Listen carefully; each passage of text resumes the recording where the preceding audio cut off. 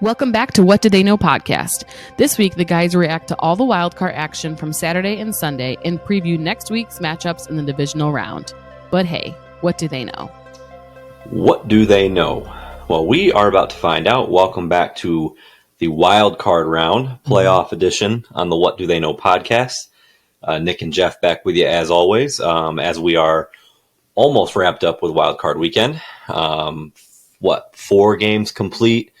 One playing as we speak, and then one tomorrow night with the Vikings and the Rams. So Here to break down some top stories of some of the games that have happened so far, preview some of the matchups that we know so far heading into divisional round, and any top stories that might have come up.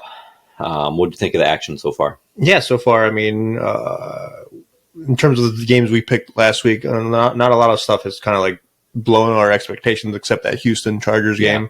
We both picked LA to win that game. Yeah.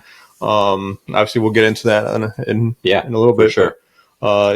Outside of that, I mean, the Bills took care of business. The Eagles and the Packers were pretty much deadlocked in a defensive game, which took me a little back, but it shows both defenses were especially Philadelphia's defense is ready for a Super Bowl run. We'll see what their offense cooks up further down the line because they're going to need it for sure. But yeah, outside of that, I've enjoyed it because it's wild card weekend. How can you not enjoy playoff football? Absolutely. Yep. Before we get into that action, I'm going to go over a non-playoff related story, only because I feel like we both, and along with the majority of the people in America, predicted this. But as of this morning, Mike Vrabel is officially the new head coach of the New England Patriots. I mean, we've said on this show that was really the only thing that made sense with them suddenly firing Gerard Mayo after one season, less than an hour after their last game. But no more suspense. Vrabel officially in New England. I think that's a fantastic signing for New England. I've already heard that he's going to bring in Josh McDaniel. I mean, obviously that's unofficial, but even Rob Gronkowski was saying on the Fox pregame show that he needs to pick up the phone and call Josh McDaniels and bring him in as the OC. So, I mean, that immediately brings a level of... Is this like stint number 3 or 4 for Josh McDaniels there? It's got to be. It's crazy. It's got to be. Yeah. That's insane. The dude has like 9 lives as an offensive coordinator. Can't be a head coach worth of crap, but he's a good offensive coordinator. I guess that's, it's one thing that he can say. Yep. I wanted to know, and I wanted to get your take on this whole thing, and I didn't tell you I was going to ask this. I kind of forgot about it, admittedly, but the Rooney Rule. The Rooney Rule is for head coach and above levels, right? Where you have to interview 2 minority candidates before you can hire your head coach, right? So a lot of not controversy, but a lot of controversy around the way teams handle it. And I don't know if you noticed this week, and this is how I knew that it was a formality. I want to say it was like Tuesday. New England flew in Byron Leftwich and Pep Hamilton. Pep Hamilton. Yeah. Okay. So Hamilton hasn't been in the league since 2022. Okay. And Leftwich hasn't been an OC since the last time he was in Tampa, which I want to say was the 22-23 season, maybe last year. So the dude's not even they're not even in the league. Right. So to me, that is just blatantly like sidestepping the rule and the idea behind the rule. Yeah, absolutely. I mean, and that's why, side note, a lot of people are saying that's why Aaron Glenn declined their interview. Yeah, is because he knew that it was a formality, it was a foregone conclusion, and he didn't want to be just one of the guys that like they can check off their list and say, okay, like we met the requirement. Right. I mean, there's definitely room for improvement in that aspect. I mean, I understand the concept of the rule. Obviously, the hope is that one day it's going to be outdated because all these coaches are exceptional and it's merit based rather than connection based at that point. As of right now, yeah, it's. I mean, New England. Yeah, they had their mindset on who it was. Yeah. Obviously, everyone knew. So, I mean, you can't fault them too much, I guess, because regardless of who they were going to interview, I think the conclusion was already drawn on the wall. Yeah. So even if they had the most professional or credible candidate who was a minority, they were still probably going to go with Mike Vrabel just due to his connections there in New England. So for me, I mean, the New England job is wanted because of Drake May, and I feel like the positivity that's going around New England right now in terms of their football team. They have the third overall pick now, or fourth overall pick or something. Yep. So the fourth, fourth overall pick. So they have some building blocks there for a head coach to make it a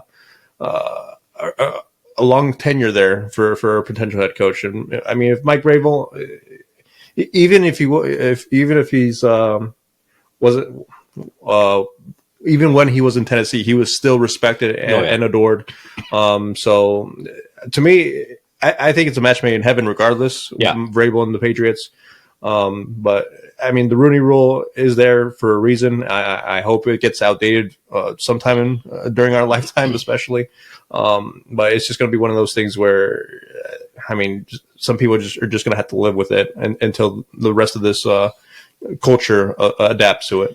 Yeah, and I think, and you can correct me if I'm wrong here. I'm 99% sure about this story, but I know some people might say, well, why do they have to check the box if they know they want Mike Vrabel? Mm-hmm. Like, right, because of his credentials and nothing else, right? Like, why do you have to do that? And you can correct me if I'm wrong, but I'm 99% sure that Mike Tomlin was like a Rooney Rule, like check the box to say that we, met the requirement, and then he blew Pittsburgh away and got the job, and the rest is history. Right. So he wasn't the guy that they wanted. He came in and dominated his interview and blew the Rooneys away, the Rooney family, the Pittsburgh organization, and ended up getting the job that he wasn't expected to get. Yeah, I mean, this definitely, the Rooney Rule in itself is for a lot of these candidates that, because before Mike Tomlin got hired, I didn't hear about Mike Tomlin. I had no idea about Mike Tomlin when Bill Cowher was still there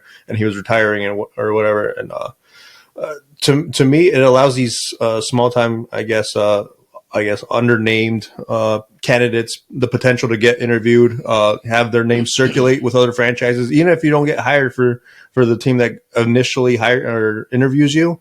At least your name is now out there. It's in the media.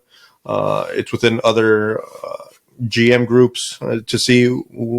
It's just a foot in the door type of thing. Yeah. And for as of right now, I can definitely jump on board with that.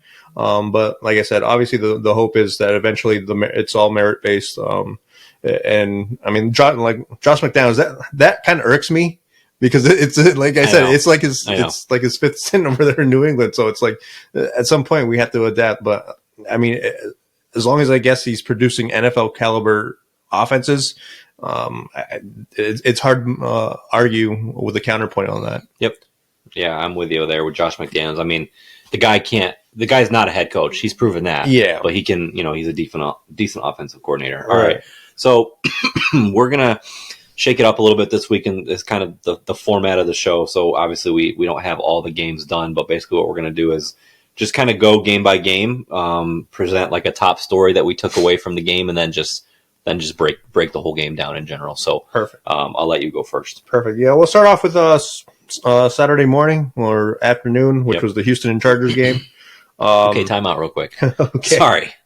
Did you know that since Houston became a team, every single one of their wild card weekend playoff games has been the first game on Saturday? Yeah, and I saw a thing about that. Isn't that crazy? Yeah. Like, they've been the early game on Saturday, I think, because like not a lot of like the NFL maybe doesn't view them as like a desirable like primetime matchup. Yeah, it's not a big market valued city. I just thought that was crazy. Yeah. Every single one of their first round games have been the first game on Saturday. Yeah, I just thought that was interesting. So, well, at least Houston fans can prepare. Yeah, right. Seriously, just pencil it in for next year. You know what to take time off. Exactly. But yeah, I mean, Houston, I feel like is an enigma right now. I have no idea what's going. What got into them. I don't know what they put in the water over there. It felt like these teams just flipped the script on each other. I couldn't agree more. The Chargers lost complete control over everything. Justin Herbert had the worst performance of maybe his career. Definitely of the season. Yeah, definitely of the season. I mean, he threw 3 interceptions all year long, and only throw 4 in one single game. That's definitely an anomaly right there. And honestly, that's my top story is Justin Herbert's struggle with the postseason. Obviously, he doesn't have that much experience in the postseason. He's 0-2 now, right? He's 0-2 games. The other game was the 2022 27 point. I guess blown lead against the Jacksonville Jaguars. So, I mean, at this point, the playoffs just have to have a bitter taste on Justin Herbert, and it's probably going to be more of a mental game now going forward rather than a physical one. Obviously, Justin Herbert, I always claim I'm one of the biggest Justin Herbert fans. It's just one of those things where he just had a bad day at the office. I mean, he finished 14 for 32, 242 yards, 1 TD, 4 interceptions. That is going to definitely put your team in a sour condition. And kudos to Houston. They took care of the ball for the most part. CJ Stroud had 1 interception, 1 TD pass. But for the most part, they weren't giving the ball away. They took advantage of the turnovers. Obviously, there was a pick 6 in there thrown by Justin Herbert and almost another one. So to me, it was definitely more of a tale of Justin Herbert basically dismantling his own team rather than Houston putting the Chargers season to rest convincingly. But yeah, it's just one of those things where I feel like Houston's problems are still there because it was just Nico Collins and Mixon had a good game, but for the most part, their defense definitely showed up, and that's what put them over the top, over the Chargers. Yeah, I think that, I'll maybe give him being Herbert, maybe one more year in the postseason before I start to really question if he's like the Aaron Judge and the NFL just cannot perform in the postseason. Right. But I mean, you think about, here's the thing, that his first year and even his lack of playoff appearance, you could attribute very easily to my boy Brandon Staley, and just the lack of coaching. And anybody who listened last year knows how much I hated Brandon Staley. I thought he was just the worst coach in the entire NFL. Anyways, I digress. But you could very easily attribute that his lack of success to his lack of coaching around him. Right? You can't do that anymore. With Jim Harbaugh. Jim Harbaugh is a national championship winning coach in college. He's made the playoffs in 4 of his 5 years coaching in the NFL, including this year. So the dude can coach. So, maybe if the same thing happens next year and Herbert just lays an egg, I think that then the narrative is maybe going to change. I think you'll hear it this year. If you turn on talk radio tomorrow, I guarantee you'll hear something to the effect of Herbert being overrated and having issues in the playoffs. That's definitely. But I still think it's a year too early for that. Yeah, that's definitely going to be the narrative going into next year. Is he overrated? He's the franchise guy. Yada yada. I agree with you. There's one more year. Third time's the charm, right? Yeah. Give him one more year in the playoffs. See what happens. Jim Harbaugh is more than likely going to get you in there. It's going to be a tough division. Obviously, you still have the Chiefs there. Denver's on the up and up. Vegas is existent. But yeah, for the Chargers, existent.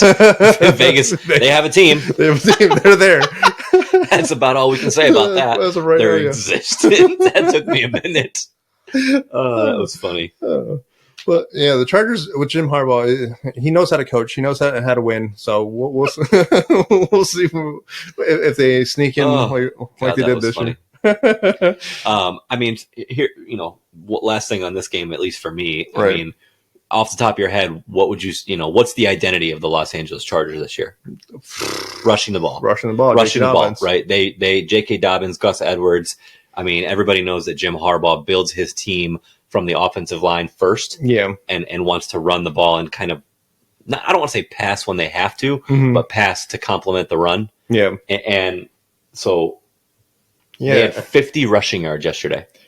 versus Houston, who had 168 rushing yards. That was really the game for me. Is they shut down what LA wanted to do, what they do best, and made them one dimensional. And in the case of yesterday, Herbert just couldn't cut it. Yeah. I'll tell you, yesterday was the first game where I feel like I've really watched Derek Stingley Jr., the corner for Houston. The dude can play. Yeah. I mean, there was, obviously he had the interception that almost went for a pick six. There was a 4th down play where they ran it was like 4th and 2. They ran a quick out right at the sticks, and Stingley made the tackle and didn't give an inch and stopped him short.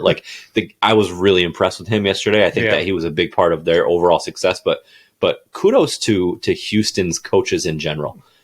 Because they had that team ready to play. DeMeco Ryans was fired up. CJ Stroud, I feel like, really flipped the whole complexion of the game in the end of the second quarter.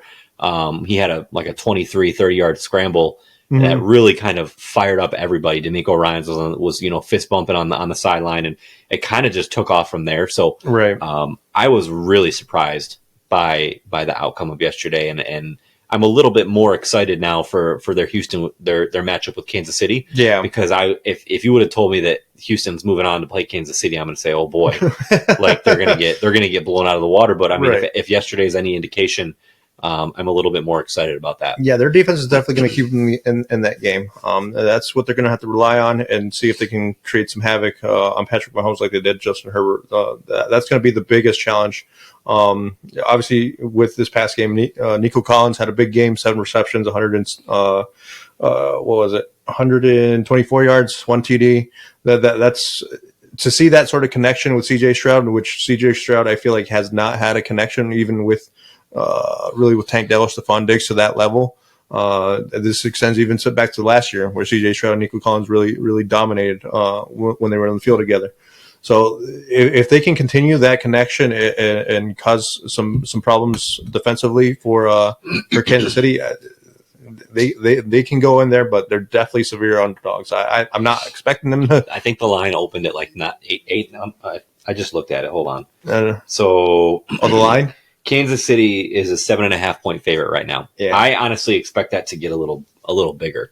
Oh, okay. Yeah. Some people probably.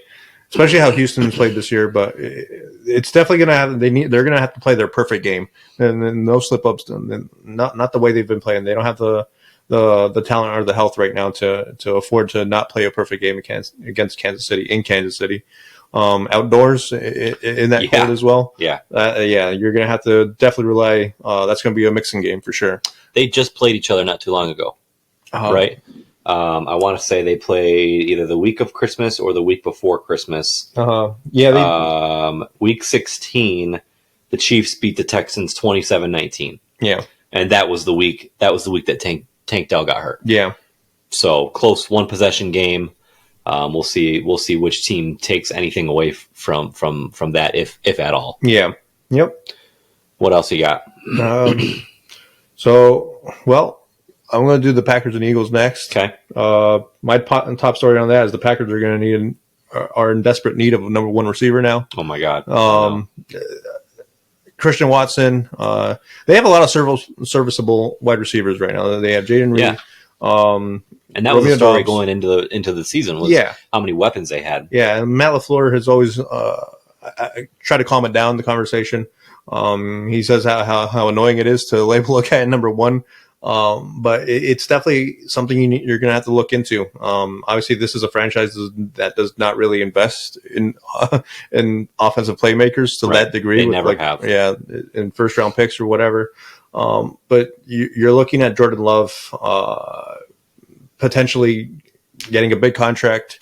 You're going to Christian Watson obviously is a decent receiver. Romeo Doubs is a decent receiver. Jaden Reed is everyone they have arguably their best receiver. Yeah, they have decent receivers there. The problem is none of them are really number 1, can separate at any time, can make a play for you at any time. And obviously, I feel like 2 of those receivers were taken out of the game today, and Dobbs and Reed, and Christian Watson was done for the year last week. He was throwing to nobody. Like middle of the third quarter on. he was throwing to Tucker Kraft, who's a pretty decent tight end, and then guys you've for the most part really never heard of. Yeah, and the thing is, Josh Jacobs is a great running back. But we've talked about it. Josh Jacobs isn't the receiving threat that, say, an Aaron Jones is, so that limits you there. It's definitely one of those things where you're definitely going to have to revamp your receiving core a little bit and see if you can upgrade somewhere and move everyone down a step and allow them to face I want to say weaker competition, but lesser corners, I suppose, to put it meanly. I mean, it's terrible to say lesser corners, but it is what it is. But yeah, it's just you can't afford to waste Jordan Love's early career because obviously with all these quarterbacks getting monster contracts, it's going to put your franchise in a stranglehold, and at that point it becomes really tough to even build a roster at that point. But yeah, as for the Eagles, offensively, it's been the same story all year. It's Barkley. It's the Barkley show. Yeah, it was an ugly game to watch, honestly. Yeah. Hurts had been out for 2.5 weeks. 2.5 weeks. Almost the entirety of 3 games. Finished 13 for 21, 131 yards, 2 TDs. I mean, it's nothing to write home about. AJ Brown only had one reception for like 10 yards. He was reading a book on the sideline. Yeah. So, I mean, AJ Brown's just going to do AJ Brown things at this point. But kudos to him for not losing his mind. Right. I feel like he did that to calm himself. Yeah. But like we've discussed during the season, this has transcended the offense into more of a rushing attack with Barkley. He's your focal point of your offense. It's no longer Jalen Hurts and AJ Brown and Devontae Smith. It's now Barkley, and that's who they've been getting the ball to. Barkley finished with 25 attempts for 119 yards. Could have very well been 25 attempts for 150, 60 if he didn't slide at the very end to win the game and a TD. But Philadelphia, as of right now, as long as they don't face a team that knows how to stop Barkley, or if Barkley continues playing at the level that he's been playing at, their defense is definitely something to watch out for. I feel like they definitely showed something today. Darius Slay Jr., Gardner Johnson is still around. Zach Vaughn had an interception today. That defense is definitely stingy. Honestly, I don't foresee them really having too many issues with too many teams in the NFC, to be honest with you. The Lions are going to present them problems, but I disagree. You think the defense is susceptible? I disagree. I think that the offense sure as heck cannot play the way they played today. And if you remember, if you go back a couple weeks ago, I said that I was concerned. Like I don't see them keeping up with the Vikings or the Lions, or quite honestly, one of these two teams that we're watching now. Mm-hmm. I don't know. Like I don't know. Tampa Bay or Washington. Yeah. I really don't know. I think that the Eagles defense played well today, but you also have to consider the opponent and the injuries and the fact that Jordan Love didn't look 100%, like he was coming off the elbow. Mm-hmm. So I don't know. I told you before the game even started, like I'm just not in on the Eagles this year. Right. I'm not. Yeah. I don't think that. I think they're a one-dimensional football team. Yeah. I think they can run the ball, and Hurts does literally barely enough in the passing game to make them successful. And there's going to come a time where they're going to have to win in the air, and they're just not. I don't have the faith that they're going to be able to do it. Like let's just hypothetically say that Washington wins this game right now. Minnesota wins tomorrow night. So Minnesota is then going to the Eagles. Right. I'm taking Minnesota all day, every day. And I'll be happy to sit here next week and say I was dead wrong if that's what ends up happening. But I don't see that. I really don't. I really don't. Yeah, I mean, to me, the Philadelphia Eagles are like you said, they are one-dimensional. If they're not blowing the top off of you with AJ Brown and with deep shots, with Jalen Hurts just throwing bombs out there, I feel like they don't really have an intermediate game. Dallas Goedert's the closest thing they have to that, but usually it takes a little while for him to get involved in the passing game. And by that time, it's because AJ Brown's just frustrated and isn't running his routes probably to the full extent of his abilities. Devontae Smith is getting covered or safety help on top. It's just one of those things where if they are not blowing the top off of you, they're going to try to run it down your throat with Saquon Barkley. But like I said, if there's a team that can stop Saquon Barkley and you face and you force Jalen Hurts to be a quarterback, you have a really good chance, I feel like, and to knock them off. But like I said, it's going to be up to their defense to keep them in these games. Watching them today, I don't think they're going to blow out any team. No, I don't either. Not the Vikings, not the Commanders. If we're being fair, they should have annihilated the Packers today. They should have. They should have blown the doors off that game. Yeah. What was it like? Two touchdown possession. Like it was within reach for the majority of the game. Yeah. It was honestly, if it wasn't for all those injuries that Green Bay sustained, it probably would have been a lot closer. Philadelphia should have definitely stepped on the throats on Green Bay a lot more, especially after the beginning where they got the kickoff return fumble that Green Bay had. Obviously, they scored a touchdown on that, but after that, nothing. They had good field position, and that was it. That was like the only reason they got to score. But yeah, Philadelphia, their defense is gonna be the reason they win games, really, and Saquon Barkley. It's not gonna if they're gonna rely on their passing game. I feel like they're gonna be in trouble. Yeah, and I'm sitting here thinking like, okay, I could see a scenario where Minnesota goes on the road to the Eagles. It's cold, it's outdoors. They're a dome team. Yeah, they're in Philadelphia. Like I could see a scenario where the elements and just the environment, like the Eagles win that game, but like there's zero scenario where I see them going to Detroit and winning. Oh, no. I don't see the Eagles going to Detroit and keeping up with them offensively. Yeah, Detroit. I really don't. Detroit is a different monster, especially like offensively.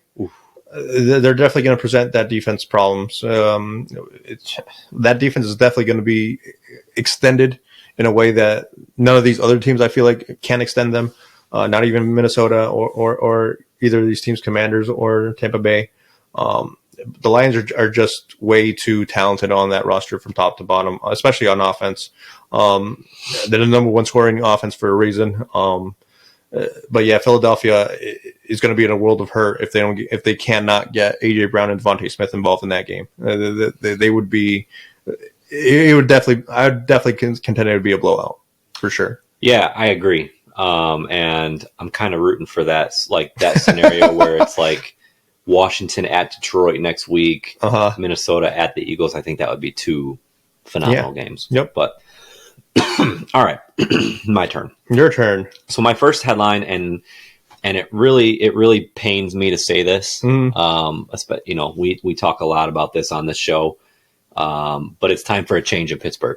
Ooh. It's time for them to, and not a firing, right? It's time for them to literally, Mike Tomlin and the ownership group to look at each other and say, it's been a phenomenal run, but it's time for a change. A mutual parting of ways. Okay, Bill Belichick. Well, I was literally just told the words out of my mouth. A legitimate mutual parting of ways. Right. Not a, hey, Bill, you're fired, but we're going to call it this. Right. Like, I think this would be a scenario where literally both parties, the Steelers can say, hey, we need a new voice. You're amazing. But it's been, 18, 19 years, whatever it is. And Tomlin could literally have his pick of any job, and they would take him in a heartbeat. Yeah, and he all of a sudden becomes the example coveted. That I keep hearing is like, Andy Reid, coached for a million years in Philadelphia, had a ton of success, was never able to get over the hump and win the Super Bowl. Went directly to Kansas City. I don't think he sat out a year. I think he literally got hired from the Eagles to Kansas City, if I remember correctly.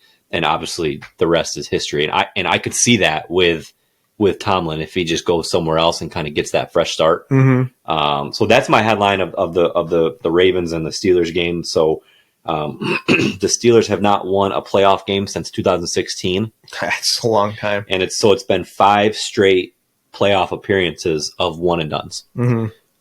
So that's got to be weighing on Steelers ownership. Obviously, I'm sure it's weighing on Mike Tomlin as well. Right. But the ownership group specifically, I mean, they went out on record after last year, after they lost to the Bills in the first round, and said that they're tired of not being able to go on deep playoff runs.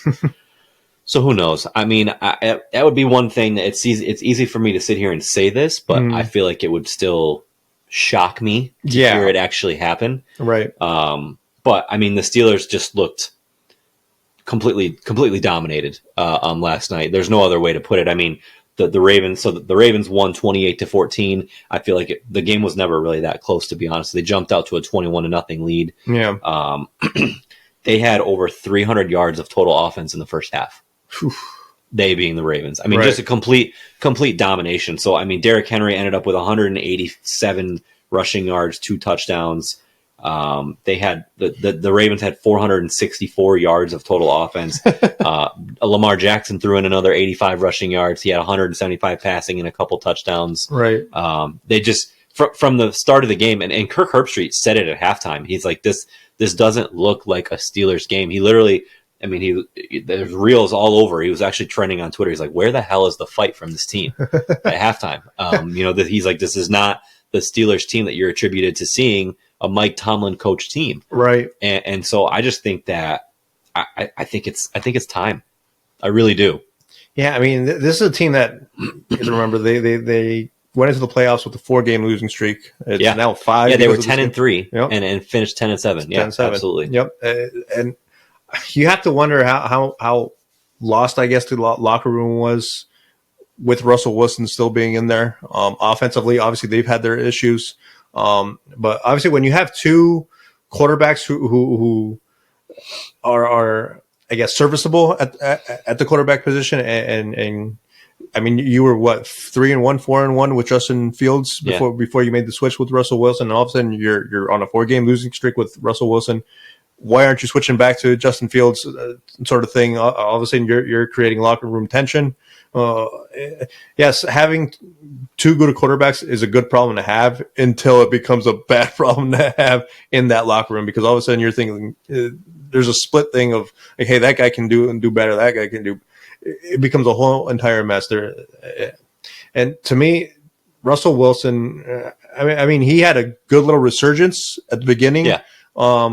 When they first made the switch, but obviously I don't know what happened, whether it was play calling, whether it's just ability or defenses adjusting to the play of Russell Wilson instead of game planning for Justin Fields now. But obviously Russell Wilson definitely has a more accurate arm, I should say. I don't know. It just seems like last year they lost by 14 points to the Bills, and this year you're in the same position. You lost by 14 points. Yep. So it's like you didn't make any progress. Obviously, their defense is what should have won you the game, but giving up 400 plus yards. Yeah. Like you said, Kirk Herbstreit has all the right things, said all the right things in the world. There's no fight. There's nothing there that resembled Pittsburgh Steelers football. Their defense did not show up. TJ Watt tried. That defensive line was still after the quarterback, but I mean, when the rest of the team is just allowing big play after big play, especially without Zay Flowers there. There's no Zay Flowers there for Baltimore. So that's their number one receiver, potentially like best playmaker outside of Derrick Henry. So to me, it was astounding to see the result. I didn't expect that result at all. And yeah, not to mention this is a team in Baltimore that you have dominated for the last several years. I mean, they were 8-2 against them in the last 10 games. I mean, I know the Ravens just beat them 2 or 3 weeks ago. Yeah, but still, that's a pretty big sample size of success. Right, where you would think that would have bred a certain amount of confidence going into the game. And I mean, it just literally looked like from the very first snap that the Steelers had no chance. Yeah. And I mean, on the flip side, kudos to the Ravens. Yeah. I mean, we talked about it on the show last week, how I felt like this was a really bad draw for them, having to face that division opponent who they have no success against. I was really concerned that maybe it was going to be Lamar that we'd be sitting here talking about and his lack of playoff success, but they really shut down any doubts on that very, very quickly. And had a phenomenal game. Right. Yeah. I mean, Lamar Jackson, I feel like he's kind of re-identified himself after he's a passer. Yeah. After Todd Monken came in last year. Obviously another year in that system is definitely improved. his playmaking abilities with his arm. Obviously, we know what he can do with his legs, so that's always a potential threat. I mean, that zone read option is just deadly for any defense to try to counter. I mean, there was a time in, I think it was the first quarter, where he ran 4 straight read options and took it himself and got like 5 to 6 yards every play. Yeah, and I mean, it's like you can't focus on him because you have Derrick Henry that's right there. You and that's it's scary. Yeah, it's scary. It's like I regret not valuing that signing during the offseason as much as I feel like I should have.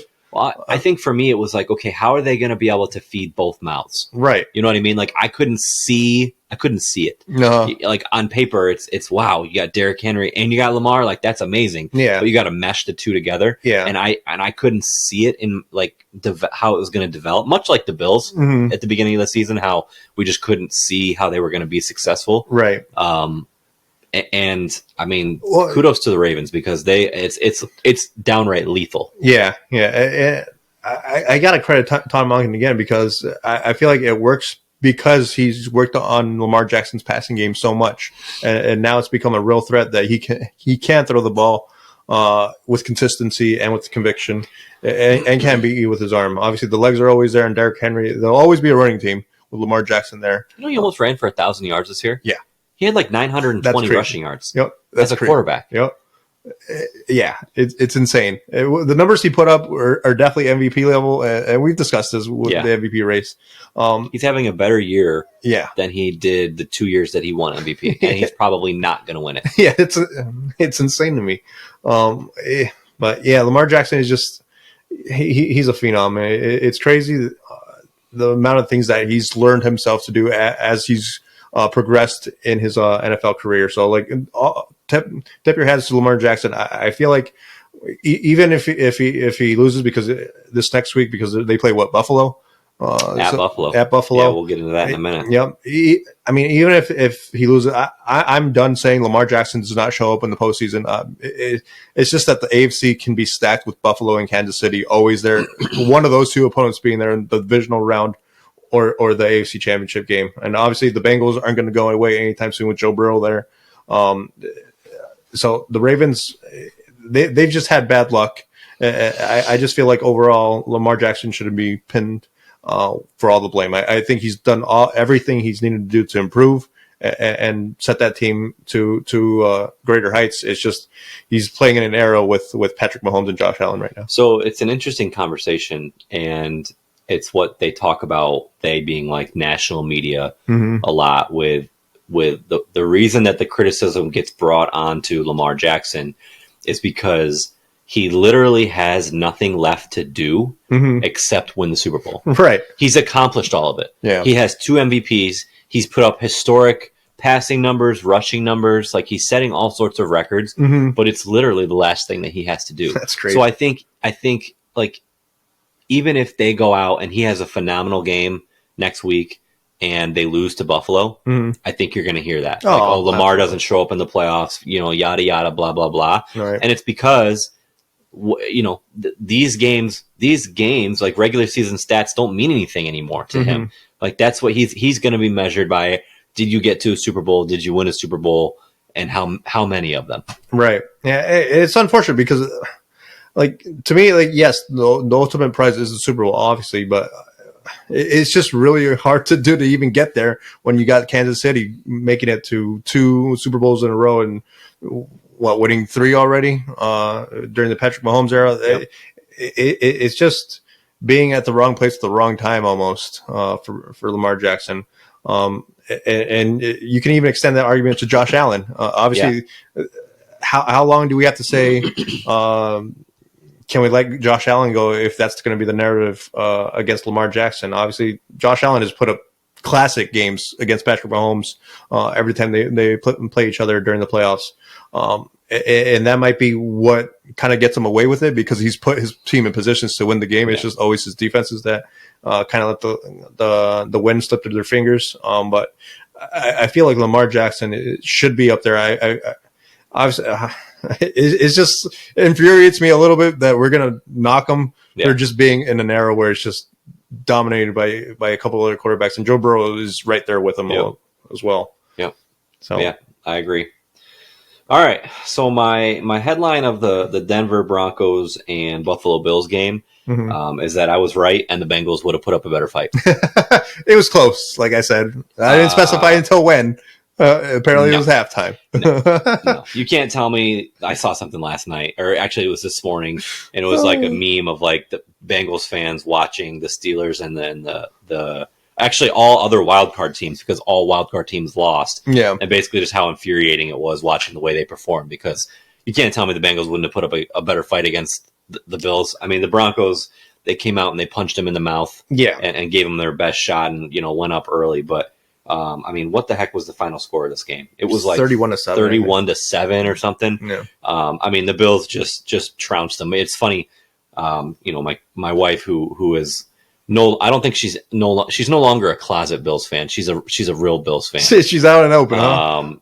I told her, I tried to get her to the dark side with the Jets, and bought her all the clothes and the shirts and everything, and it's just not going to happen. They got to win, though. That's the problem. I can't even blame her. You know what I mean? Like, and so that's why I've given up. But she was sitting here, and when the Broncos went up 7-0, and I think it was like the middle of the second quarter, it was like 7-3. Still, they were winning. But the Bills were dominating yardage, time of possession, like everything. Yeah. And I could just tell. And she's like, "Man, this is gonna be a tough game." And I'm like, "Just wait, just wait." Other than that one 45-yard touchdown or whatever it was. The Bills were dominating the game. It just didn't reflect it in the score. And sure enough, the floodgates opened in the third quarter, and reality set in for both teams. And I mean, some statistics. Josh Allen played a phenomenal game. 20 of 26, 272 yards, 2 touchdowns. James Cook, 23 attempts for 120 yards, 1 touchdown. I love watching him run the ball. Yeah, I just do. He's a one-cut slasher. Like he's you know what he's doing, and you cannot stop it. He's so good. Yep. He's so good. 8 different receivers caught a pass today, which I think is what makes this team so deadly. Yeah. Because you really you can't make them one-dimensional. Yeah. Or I guess let me rephrase. You can't take away their best weapon, because at any given time, any given game, that can be somebody else. Today, Curtis Samuel had the most receiving yards. Curtis Samuel. Wow. I mean, next week it could be Kenyon Coleman, it could be Dalton Kincaid, it could be Khalil Shakir. Yeah. I mean, which they showed a stat today, which blew my mind. Did you watch? You didn't see it. I didn't see it. So other than Jamar Chase, Khalil Shakir led the league in yards after contact. Yards after contact. He had over 550 yards after contact this year. Second in the NFL behind Jamar Chase. Wow. Blew my mind. That's crazy. I know. So, I mean, it just shows what makes this team so deadly. And, kudos to them, because everybody, including you, was saying that this could be a trap game. Denver could shock the world. They have a phenomenal defense, blah, blah, blah, blah, blah. And I wasn't one of those people. I thought that the Bills were going to do exactly what they did. Right. But kudos to them for kind of blocking out the noise and doing what they pretty much did all year, which was start slow and show up in the third quarter. Yeah, it feels like the Bills have the mentality. Like this convinced me that they're focused on the goal now. Even if they face, I don't want to jump ahead, but even if they face the Kansas City Chiefs, I feel like this team in particular has the mental fortitude to overcome that obstacle, which is the Chiefs. So this could have been a potential trap game. Obviously, they aren't no Bengals. So obviously, Bo Nix is probably years away from becoming anything like Joe Burrow. Joe Burrow definitely would have put up a better fight offensively. I think the Broncos have a lot to be excited about, though. Yeah, absolutely. They're definitely on the up and up. That defense, laid a little bit of a goose egg afterwards, after the first half, into the second half. It's just going to be one of those things where it's going to depend on how Bo Nix matures and develops as a quarterback. If they can get someone else in there outside of Cortland Sutton, that'll do wonders for his development as well. If they can get a tight end in there to create that intermediate passing game, running back situation is definitely something they're going to have to look into, because right now they have Javonte Williams, Jalil McLaughlin, running backs that they're a running back by committee right now, and they don't really have that number one running back that can take over a game like a Derrick Henry or anyone like that. So to still make the playoffs under the cushion, the holes in the roster that they did, I tip my hat to Sean Payton and the coaching staff there in Denver. But it's definitely going to be a harder fight next year because Cincinnati's coming. Cincinnati's going to be there because Joe Burrow is probably in his living room hot. Oh my gosh. Because of that game. Yeah. So it's definitely going to be one of those things where everyone's going to have to revamp the mentality, and it's going to be up to the GM and ownership group to fill in the holes of that roster, which I feel like are very fillable. They should be able to get away with some free agent signings and some draft picks. I don't think anything's going to be needs to be too transcendent there in Denver. Yeah, I agree. And Sean Payton was spot on to be so excited about Bo Nix when they drafted him. For sure. Absolutely. All right, so this sets up, regardless of the outcomes of all these games, it's the game that I'm most excited about next weekend. Ravens at the Eagles at the Bills.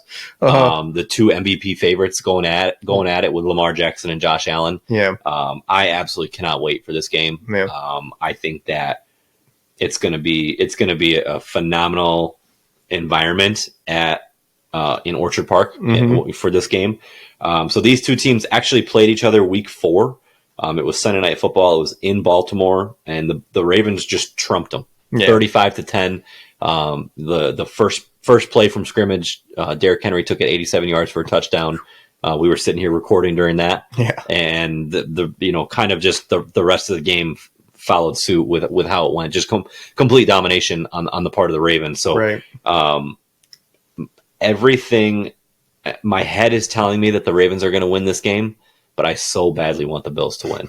as a non-bias, not a fan, couldn't care less. I don't know. There's just something I really am rooting for the Bills in this situation. To me, this is a coin flip. I have no idea where it's going to go.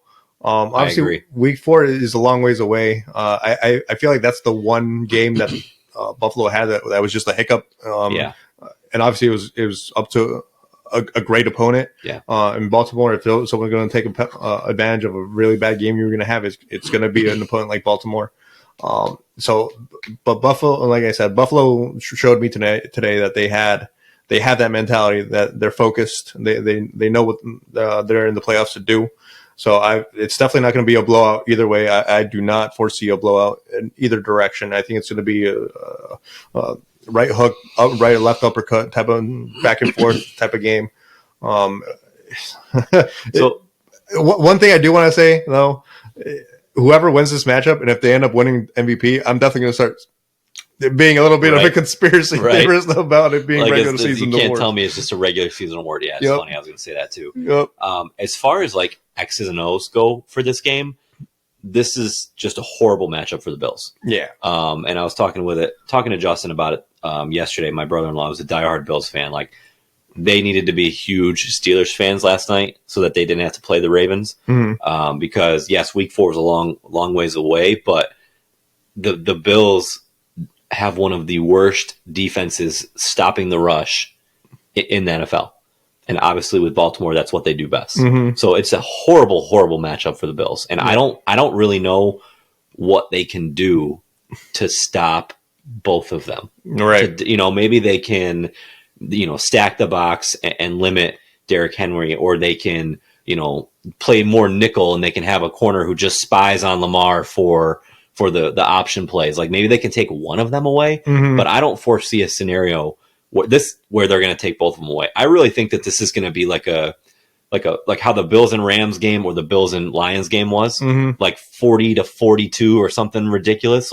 I could foresee that happening because I don't see a scenario where the Bills are all of a sudden going to be able to stop the run. Yeah. Obviously, as the season went on, the Ravens, we talked about the Ravens defensively. Their defense got considerably better. Yeah, it's definitely improved during the latter half of the year. But one thing that you're still susceptible to is the passing game. And Josh Allen, that's going to be up to him to spread the ball around. As we talked about, 8 different receivers in the game.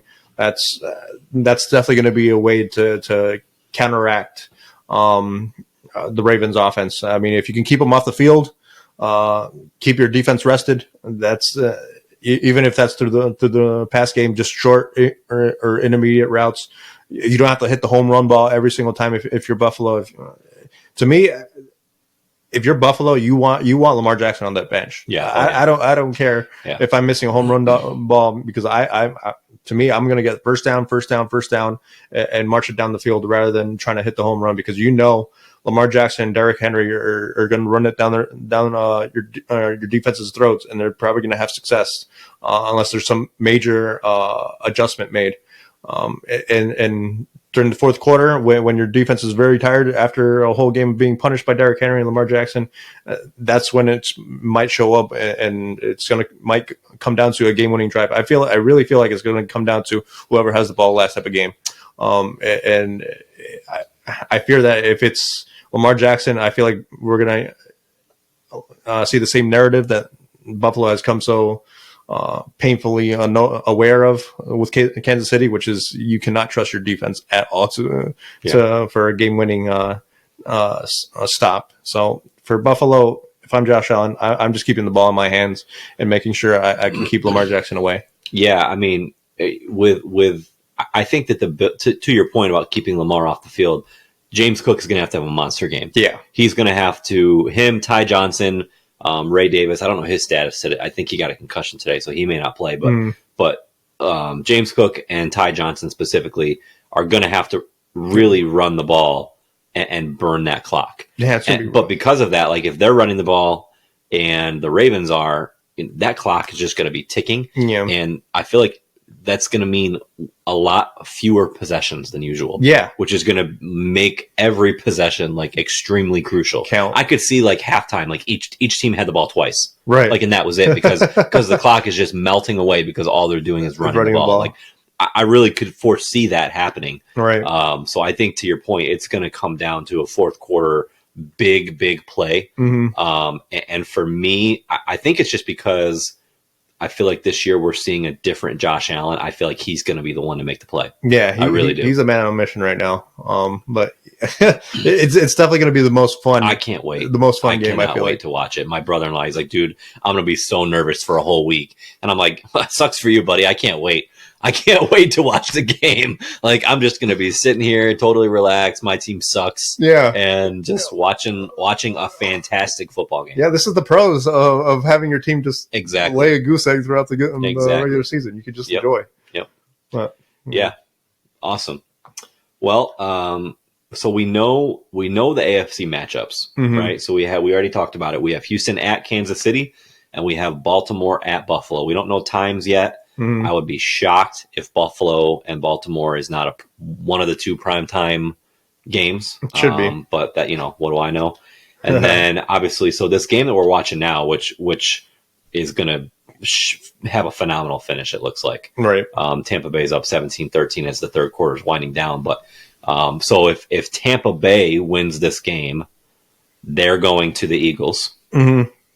And then Detroit will get the winner of tomorrow's game.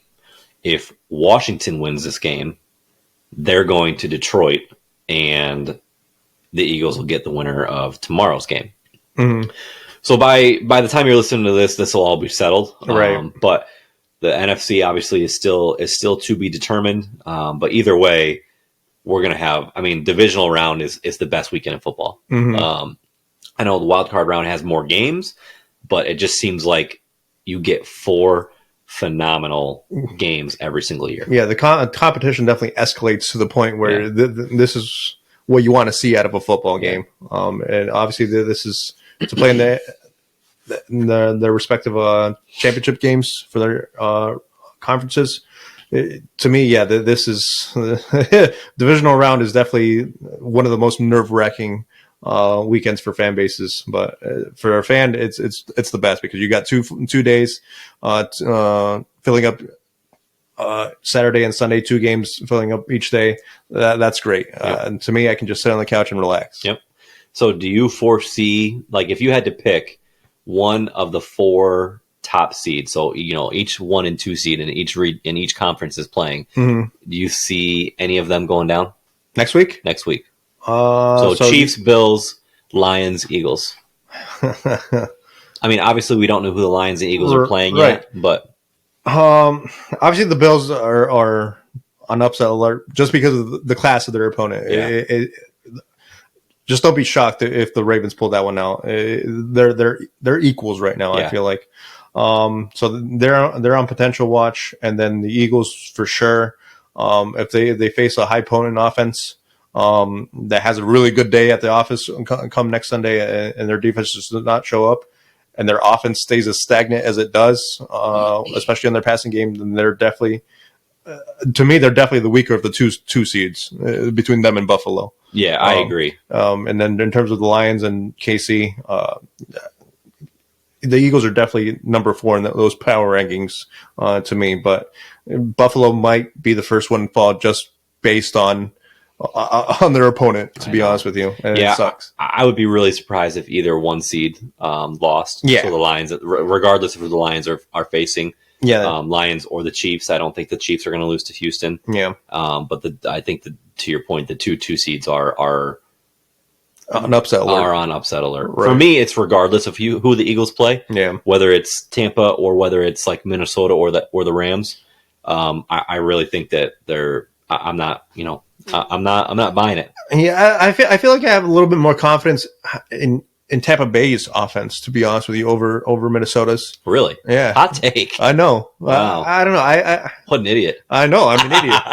I don't know what it is. I feel like I like Baker a little bit. The Baker Mike Evans connection a little bit. I mean, they're eating right now. Yeah. They're lighting it up. Yeah. I don't know. Just like a smidge more than the Sam Darnold. Even if it's Justin Jefferson. I love Justin Jefferson. But I just trust Baker Mayfield a little bit more than Sam Darnold. Yeah, I could see that. Yeah. All right. Well, that'll do it for tonight. Yeah. With obviously some matchups to be determined still. Let's see what happens on this play. I'm going to call it. That's a pity. Yep. So Washington's going to get the ball at the 1 yard line to start the fourth quarter right now. Yep. 17-13 Tampa Bay. It's been a phenomenal game. We're in for a really good finish here, but we will be back next week. After the last game of the weekend. So it's 3 o'clock and 6:30 on Sunday. So after that game wraps up, we'll have a full show for you. We'll know the matchups for the AFC and NFC championship game, preview those, break down the 4 divisional round games, and hopefully give you everything you need to know. Right. Hope you have a good week, and we'll see you next Sunday. Yeah.